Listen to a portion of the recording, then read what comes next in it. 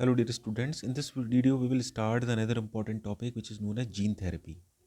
In this gene therapy we will take ADA, adenosine diaminase or diaminase enzyme. What is this? Basically adenosine diaminase, it is a specific types of enzyme which is responsible for the immunity of a particular human being or male or female. Clear? This adenosine diaminase enzyme or ADA have got a specific types of gene. It means specific types of gene is responsible for this adenosine diaminase enzyme. Clear? And this gene is present in the bone marrow cells.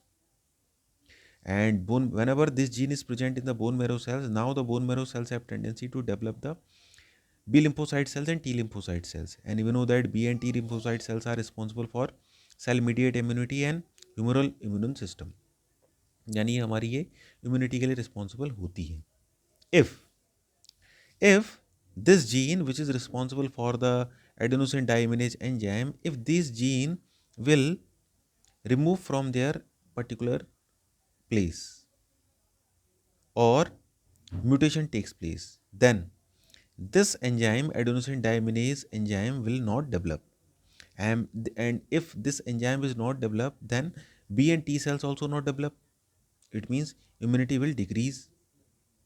So this condition, if found in any boy or any girl, then we can say that the particular person or the patient is suffering from a disease which is known as SCID. SCID. SCID means several combined immunodeficiency.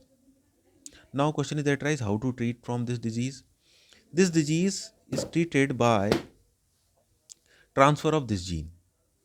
In 4-year girl in 1990, the ADA gene is introduced in girls' lymphocytes, and after some time these lymphocytes were infused with the bone marrow of the girl, and now the girl can develop B and T lymphocyte cells. Clear?